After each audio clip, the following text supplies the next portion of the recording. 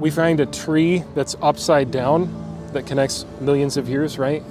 Tornado, maybe. It can grow down because it has the nutrients it needs to grow that direction. So it grew underground? Yeah, exactly.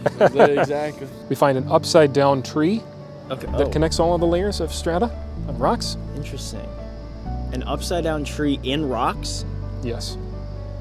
What is this to prove? That trees can grow upside down? Why are trees growing upside down 20 billions of years ago when we have trees that stand upright now? You know, it's like, why can't we have upside down trees now? So I don't know, maybe there was a ploy back in the day that by dinosaurs to make trees grow upside down, just to make us confused now. I would say they succeeded, because I'm confused. Next slide. You guys were actually laughing quite a bit. Like some of these answers had you guys laughing pretty hard. We were trying to camouflage it, but it wasn't working too well. First, they're in shock because they don't know how to answer the questions after they see the pictures. Trees grow like sideways, I've seen that. So maybe it just grew upside down. Maybe like water and sun still could get to that area. Who knows? It really does seem like creation science is so defendable. It has such a great case. Right.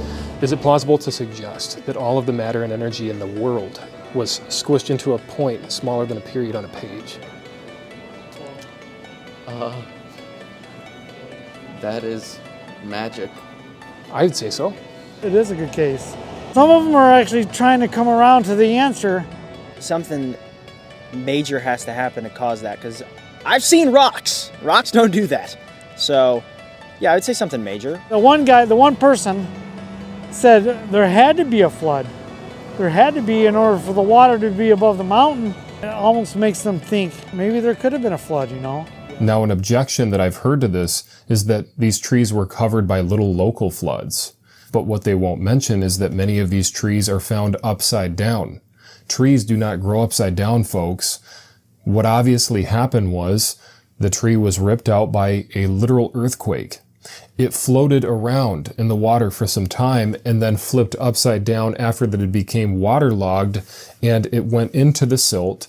The sediment layers formed around it, and that's what makes the most logical sense when looking at these polystrata fossils. It's not that they were sitting there for millions of years of time, or that they got buried in local, small events. A tree is an organism just like any other biological organism in nature. It's all biodegradable material, and it will break down over time if not quickly protected. And those layers formed quickly around these trees and were thus able to protect the trees from decay and deterioration. Noah's flood is what caused all of these fossils to come into existence.